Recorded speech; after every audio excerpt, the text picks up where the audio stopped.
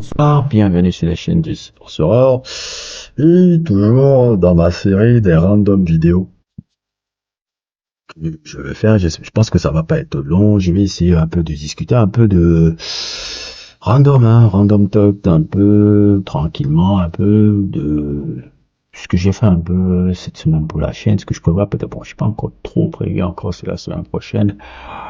Mais cette semaine aussi, que j'ai essayé de passer, des trucs que j'ai découvert cette semaine. J'essaye de réattaquer un peu la page avec le sport parce qu'il y a l'Euro qui arrive bientôt là. Et je dois vous avouer que l'actualité footballistique, je me suis complètement déconnecté depuis 3 mois. Complètement déconnecté depuis 3 mois. Là, vous savez, j'ai du mal à suivre le football moderne encore de plus en plus. J'ai vraiment du mal. Vraiment du mal. Là, il y aura même la finale de la Ligue des Champions bientôt. Dortmund, Real Madrid, je m'en fous complètement. Que ce soit, je sais pas quoi, je sais pas, je m'en fous complètement. Il y avait des matchs, là, il y a eu la finale de l'Olympiakos contre Fiorentina de la Conférence League, j'ai même pas eu le temps de la voir. La pauvre Fiorentina, elle vient de perdre 2 finales consécutives. Je pense qu'elle n'a jamais eu la Fiorentina n'a jamais eu de Coupe d'Europe, je pense. Elle n'a jamais eu de Coupe d'Europe dans l'histoire, c'est un peu le truc. Même si la Fiorentina, quand tu regardes un peu l'histoire de la Fiorentina, ils ont quelques joueurs pas mal dans le truc. Je pense aux années 90, ça avait Rui Costa, Batistuta, Edmundo, comment il s'appelle encore? Il y a eu quelques joueurs sympas et Roberto Baggio, c'est un enfant, c'est quelqu'un qui a joué. Donc, il était d'abord dans un autre club avant de venir à la Fiorentina, mais c'est quand même la Fiorentina qui le fait découvrir en Italie avant qu'il ne trahisse les gars de la Fiorentina pour aller à la Juve, puisque lui il trahissait tout le temps. J'adore Roberto Baggio, mais le mec il n'était pas un amoureux des couleurs. Il passait de la Fiorentina à la Juve, il passait de la Juve au Milan, le Milan à l'Inter, donc c'était un peu un globe-trotteur. Il n'était pas l'amour des couleurs, c'était pas trop son truc, Roberto Baggio, même si pour moi je reste toujours convaincu. J'essaierai de faire un sujet sur Roberto Baggio. Je n'ai pas encore l'inspiration pour le faire parce que c'est mon joueur italien préféré de tous les temps. J'ai une intime conviction, c'est le plus beau joueur italien de l'histoire, celui qui a la plus belle histoire, en tout cas. Celui qui a la plus belle histoire, celui qui a, pour moi, représenté, c'est le dernier grand champion italien du foot, je veux dire. J'essaierai de faire un truc aussi sur lui, de lire un peu son bouquin, de résumer un peu, comme j'ai fait un peu avec Johan Cruyff, un peu. C'est vrai que Roberto Baggio fait partie des joueurs importants un peu dans ma culture foot que j'ai, ma bonne culture foot que j'ai. Et oui, même le foot, c'est un peu le truc que j'ai fait. Il y a des gens qui sont surpris quand ils ont vu ça. Je dois vous avouer, ici à Dakar, il y a des gars qui sont complètement surpris quand ils voient la page. Là-bas, ils me voient comme le danseur. Quand ils voient cette page, ils bug. Et moi, je vous avouerai, ça me fait un peu plaisir de toujours casser l'image que les gens voient. Quand on te met dans une boîte, qu'on croit que c'est ta boîte là, tu faut toujours montrer que, tu vois la boîte là. C'est moi qui te fais choisir voir cette boîte là. Yo, c'est la boîte. J'adore faire ça. Jamais laisser les gens, jamais laisser, toujours surprendre les gens. Ne jamais faire croire que quand ils te voient, ils pensent que tu es dans ça là et ils se rendent compte que non, non. Tu es beaucoup plus complexe que ça. C'est un peu ça. Bref, je sais pas, j'aurais du mal. J'aurais vraiment du mal. Là, j'arrive pas à me passionner. Même l'euro, j'arrive pas à me passionner. J'arrive pas encore. J'arrive pas encore. Je sais pas comment je vais faire. Je voulais faire un peu ce que j'ai fait avec la canne, avec l'euro. Ça me passionne pas quand ce que j'ai fait avec la canne, ou la canne, ça arrivait tout le temps. Là, j'étais en plein sport, plein foot, les idées venaient. Là, j'arrive pas, là, j'arrive pas. Je veux pas faire exactement comme les outsiders et tout, je veux faire mon truc unique que j'ai créé. Mais on verra, on verra, on verra. Je vais essayer de voir un peu si ça pourra marcher. Dans le sport, c'est un peu compliqué. La NBA, en ce moment aussi, je regarde moyennement. J'ai pas regardé la saison cette année. Il y a les playoffs qui ont été denses. Boston Celtics en finale. Minnesota et comment il s'appelle encore? Dallas Mavericks ont fait des trucs. Minnesota, c'est un peu Dallas Mavericks, c'est un peu la résurrection de Kyrie Irving qui a pendant toute sa carrière, après qu'il avait quitté les Cleveland Cavaliers, voguait de club de franchise en franchise pour avoir toujours des situations particulières. Ça pourrait être une belle histoire parce que Kyrie Irving, c'est quand même c'est un beau personnage de l'histoire du sport américain. Kyrie Irving, pour moi, c'est c'est voir un peu Mahmoud Abdul Raouf arriver à gagner encore un titre NBA. Quand tu vois un peu ce que Mahmoud Abdul Raouf a subi dans les années 90, c'est ce que Kyrie Irving a subi aussi dans les années ces dernières années avec sa foireliche, je sais, prise de position sur le Covid, tous ces trucs. Et aussi, il faut avouer, le personnage, il est un peu particulier. Hein. Il est un peu, c'est un peu un intello de bord. Je sais pourquoi, parce que je suis un peu de la même catégorie. Je sais que on peut être agaçant pour beaucoup de gens. Je sais ça et je l'assume totalement. Avant, j'étais là, j'essayais un peu dans la vie. Oh non, il faut pas, parce que maintenant, j'en ai rien à foutre. J'assume totalement. Si tu ne sais ça te plaît pas, c'est ton problème. C'est pas ma faute. Si j'ai accumulé tout ça. Maintenant, si ça te plaît pas, tu fais avec. Tu fais avec. Avant, par rapport à ça, il a un peu ce côté-là. Même, je dois avouer que c'est pas un très grand leader. Ça n'a jamais été vraiment un grand leader, car dans les franchises là, que ce soit à Boston, un truc, mais dans Dallas Mavericks, ça tourne parce que Luka Doncic a les clés de l'équipe et là, il assure vraiment le rôle un peu de, je dirais pas de leader, mais de mentor un peu de Luka Doncic. Et je pense que c'est beaucoup plus truc parce qu'à Boston Celtics, ça n'avait pas marché. Cleveland, New York Nets, il s'était blessé. Je pense que la saison où il se blesse là, dans le match contre Milwaukee, s'il ne se blesse pas, là, il part de gagner le titre, les Brooklyn Nets. Maintenant, là, on a encore tout ce que vous voyez là. Tout ce que vous voyez là qui est un peu compliqué. Ben, on verra bien un peu Anthony Edwards, qui a fait un peu comme le soi-disant nouvel avec Jordan. Bref. Le basket ces temps-ci aussi, j'ai pas trop checké, je suis pas aussi truc. Moi-même aussi, le basket moderne, c'est compliqué pour moi. Basket avec les tirs à 3 points, la défense, les défenses sont moins rugueuses que dans les années 80 ou 90. On ne donne plus le droit de toucher l'adversaire. La prolifération des shoots à 3 points, moins de post-game, c'est-à-dire moins de post-game, des arrêts de joueurs à l'intérieur. C'est un peu un basket qui me dérange un peu. Mais bon, chaque génération a ses trucs. Donc là, j'arrive pas aussi à regarder. Et sur l'actualité cinématographique, je dois vous avouer aussi que dans le cinéma, je regarde très peu, depuis que je fais beaucoup de contenu là, je regarde très très peu de films là. Il y a La planète des singes qui est sortie, je peux encore regarder, on va dire que ça a l'air bien. Il y a Furiosa, il y a un sujet justement qui va arriver, pas forcément de Furiosa, mais sur le fanfiction sur, je pense que ça va bientôt arriver. Pour l'instant je pense pas, je pense bien, pour l'instant c'est sur Patreon. Si vous voulez le regarder, vous pouvez le voir à Patreon, le lien ci-dessous. Mais inscrivez-vous sur Patreon, hein, ça aide les créateurs de contenu et je suis déjà vraiment très très très honoré par les 10 gars de Patreon qui me payent pour parler de ces contenus-là. Je suis déjà content, très très content. Continue les mecs, continue les mecs. Je suis content quand on me soutienne comme ça. Même un like, ça soutient. Même un abonné, ça soutient. Un abonnement, ça soutient. Même une vue, ça soutient. Tout ça, ça soutient. Mais quand on vient, on paye ton contenu et tout, ça fait vraiment plaisir de voir ça et ça fait me dire que je suis sur la bonne voie dans ce que je veux créer parce que, comme je l'ai dit, je veux créer une plage média différente. Ce que je fais là, personne ne fait à Dakar. Hein. Je suis complètement le premier à le faire. C'est pas de la vantardise, mais c'est juste un fait. Je suis le premier à le faire et je sais que je suis en train de créer quelque chose qui est unique ici. Unique, complètement unique. En Europe, un truc, ça c'est banal. Et ici, là, personne ne fait ça. Personne ne fait ça. Et personne je dirais personne, très peu en tout cas, très peu en ont la capacité, les ressources culturelles pour le faire. Ressources culturelles pour le faire. Donc, c'est un peu ça aussi.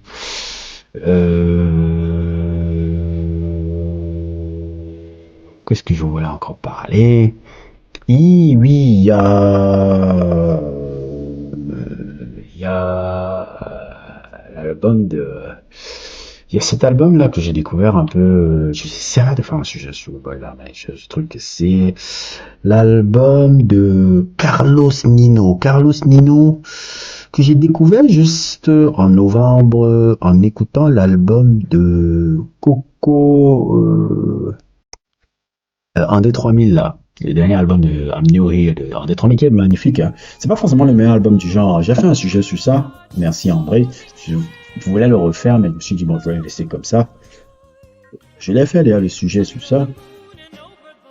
Et si vous l'avez pas vu encore, je vous mettrai le lien en description. Dans ce sujet d'André 3000 que j'ai fait et tout, j'avais découvert aussi un album qui sont les collaborateurs de trucs. Et Carlos Nino est l'un des collaborateurs de André 3000 par rapport à cet album-là. C'est justement l'ambiance ambiante et autres. Et puis j'ai découvert, je sais pas si c'est un free album ou je sais pas quoi. C'est un album que Carlos Nino a fait avec Net Mersoro et Idriss Akamor, des gens que je connais pas. Qui est complètement génial, que j'ai écouté cette semaine-là 3 fois. Il était vraiment magnifique. Je vais essayer encore de me plonger beaucoup plus un peu dans la discographie de Carlos Nino, parce que Carlos Nino, franchement, c'est quelque chose, hein. C'est quelque chose. J'ai pas encore truc un peu, truc là-bas. Mon ami Ibaku m'en parlait beaucoup. Je l'ai découvert juste sur le truc de André 3000. Si je l'écoute encore profondément, je pense que je vais essayer de faire aussi peut-être des sujets sur ça. Puis il y a le dernier album de Kamasi Washington que j'ai suivi, Fearless Movement. S'il y a un sujet, ce sujet sur Kamasi Washington arrive la semaine prochaine. C'est vrai que dans les sphères un peu, dans des gars des aficionados de musique, bon, c'est un nom banal maintenant depuis 8 ans, 10 ans, mais le grand public ne sait pas encore qui c'est. De Epic reste toujours un album, pour moi, l'un des plus grands albums jazz du 21e siècle, ce truc-là. Si vous l'avez pas écouté encore, allez l'écouter. Ça va sortir mardi, je pense. Le sujet que j'ai fait sur lui. C'est un peu les trucs que j'ai essayé de réécouter encore Alan Brofman, un peu qui est des artistes de jazz. Là, il y a son album La Valley of Search. Là, je crois que c'est la 3e fois que je l'écoute encore, qui est super bien. Mais ça, c'est des sujets.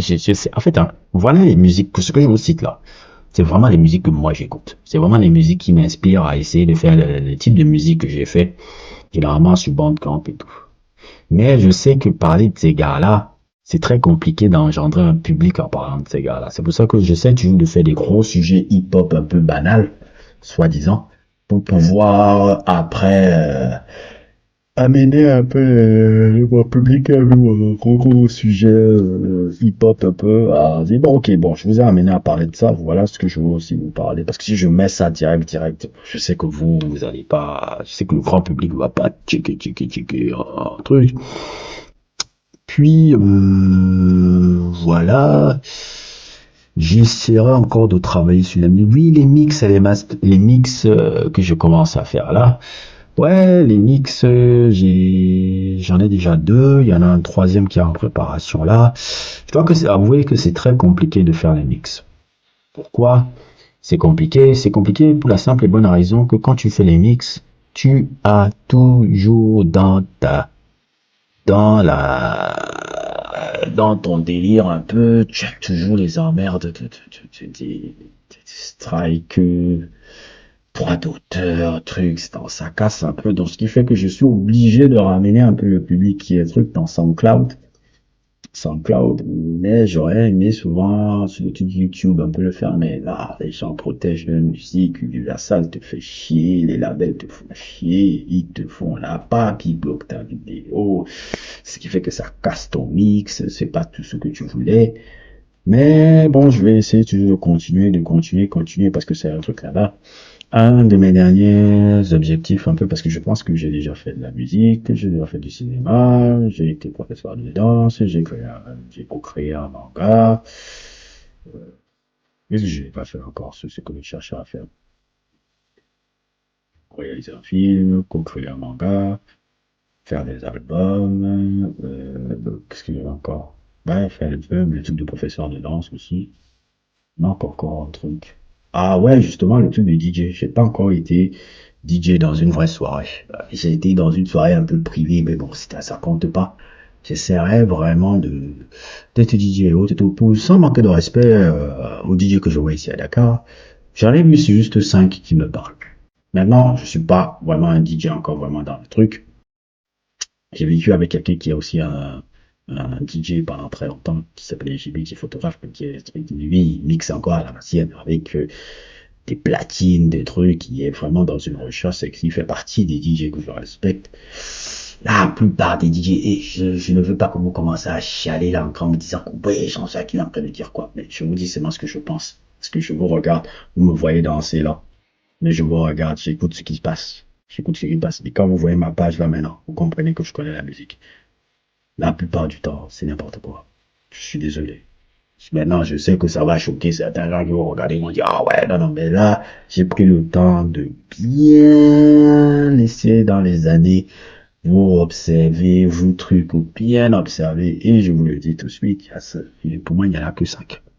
Il n'y en a que 5. Je ne dirais pas qui sont les 5, mais il n'y en a que 5. Il n'y en a que 5 que je dis OK.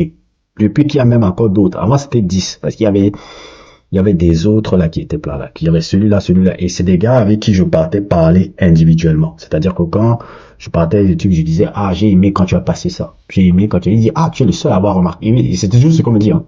La plupart des DJ là, c'est des gars qui me respectent beaucoup. Parce que vous me voyez, la plupart des gens me voient là danser et autres et tout. Non, non, non, non, non. Ça, c'est la fantaisie, ça. C'est après, je m'en vais te voir pour dire, waouh, j'ai aimé quand tu as passé ça, ça, ça. Il dit, tu es le seul à avoir compris ça. Donc, en faisant ça, je veux aussi truc aussi apprendre un peu. C'est pour ça que je fais ce truc-là. Parce que je veux pas être comme tous les DJ. La plupart des gens sont DJ pour juste le flashlight. Moi, c'est vraiment pour partager ma vision un peu de la musique sur les trucs et tout. J'aimerais faire vraiment quelque chose parce que j'aime pas la banalité. J'aime pas ressembler à 50 000 personnes et faire la même chose. Donc, c'est quelque chose que je travaille en ce moment. Même quand je fais les mix, là, c'est un peu un entraînement. J'ai encore beaucoup, beaucoup d'entraînement à avoir parce que par rapport à ce que je recherche dans ma tête, recherche en termes de recherche de samples, recherche de trucs et penser aussi à l'ambiance d'une soirée pour amener à ce que les gens puissent s'ambiancer aussi dans une soirée tout en étant éclectique. Ça, c'est quelque chose de dur quand tu penses à, alors que la plupart des autres, ils s'en foutent. Ils regardent YouTube, ils regardent un mix, ils appuient le truc, ils prennent, ils mettent, ils disent, allez, basta. Moi, c'est pas ça. Moi, je dis, ok, moi, je vais chercher à faire des trucs où tu dis, le gars, là, qui mixe, là, c'est quelqu'un qui comprend la musique, qui connaît la musique, qui comprend la musique, qui te fait des références à ça. C'est ça que je veux amener un peu dans mes mix et autres et tout. Et j'espère que je pourrai arriver là en travaillant sur ça pour que justement les mix que vous voyez là depuis, on va dire 2 ou 3 semaines un peu sortir là. C'est un peu ça. Il y a un autre troisième là qui arrive là, qui a été censuré comme malade. Allez regarder sur SoundCloud après, mais ça a été censuré sur YouTube. Mais mon Dieu, je me suis bagarré avec YouTube cette semaine pour que le truc là soit un peu notable. Ils m'ont censuré, je ne sais pas, 5 ou 6 morceaux sur le mix et c'est horrible. Bref, c'est un peu ça. Et après, qu'est-ce que je pourrais encore parler? On pourrait encore parler j'ai écouté l'album de Cardino, j'ai écouté l'album de Kamasi Washington, mais je dois vraiment, vraiment, vraiment, vraiment. Oui, oui, le livre de Will Smith, la saga Will Smith, je pense que je l'ai terminé maintenant. Elle sera disponible, je sais pas dans quelques jours sur Patreon. Et elle sera aussi disponible dans quelques jours la chaîne YouTube un peu de temps en temps lointain, mais pour l'instant elle est disponible sur Patreon pour ceux qui veulent la voir. Et je vous dis, quand elle sera disponible sur Patreon, je pourrai vous la montrer. Pour l'instant, elle est disponible avec uniquement les membres payants exclusifs. Et oui, sortez les sous. Les choses ne sont pas tout le temps gratuites. Ouais, il faut sortir les sous. Et merci pour ceux qui sortent les sous. Ouais. C'est vraiment sympa. C'est vraiment sympa, je dis pas non. Et qu'est-ce que je voulais encore dire?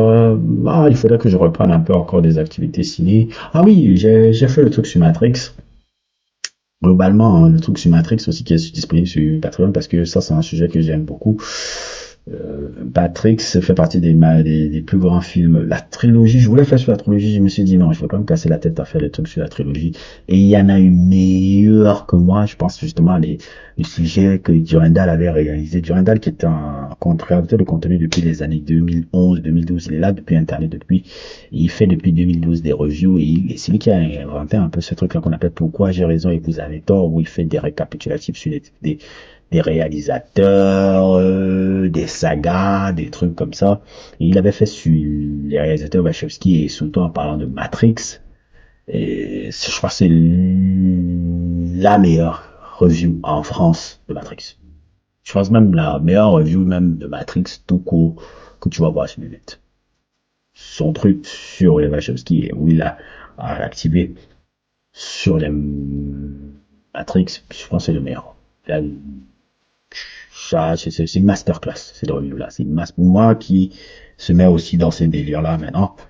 C'est une masterclass. C'est une masterclass dans le truc et tout. Parce que moi, je pense qu'on Durandal, un peu pour ça, c'est les connaisseurs, les créateurs de contenu depuis des années qui suivent un peu ça, qui peuvent comprendre un peu de qui je parle. Il a un peu la version française, un peu de Nostalgia Critique. Ce que Nostalgia Critique a été un peu dans les années 2000, là, 2007, 2008, 2009, 2010, 2011, 2012, 2013. Nostalgia Critique qui a été un des meilleurs critiques internet de cinéma. Et tout, je pense Durandal, il est le meilleur critique d'internet cinéma. Certains diront le Fossoyeur. Oui, le Fossoyeur était aussi génial. Il nous a beaucoup apporté, mais Durandal avait aussi une touche pour moi. Je résonnais beaucoup plus avec Durandal. La nostalgie critique a été incroyable à son époque. J'ai beaucoup compris le cinéma grâce à la nostalgie critique. Et nostalgie critique, c'est un peu le digne fils un peu de Roger Ebert. Roger Ebert qui était le plus grand critique cinéma un peu dans les années 80, 90 et 2000. Voilà, le truc avec généralement son comment s'appelait son émission là avec le mec là, c'était Siskel et Ebert, c'était ça, c'était l'émission là où il y avait les critiques cinéma, c'est les premiers gars à avoir apporté la critique cinéma à la télévision. C'est-à-dire que s'il y a des critiques maintenant qu'on voit jusqu'à aujourd'hui, critiques de cinéma, truc par exemple, je pense en France il y a un moment donné il y a un truc comme le Cercle qui était un peu ça. C'est grâce à Siskel et Herbert. Siskel et Herbert, ce sont les premiers gars qui ont fait quitter la critique du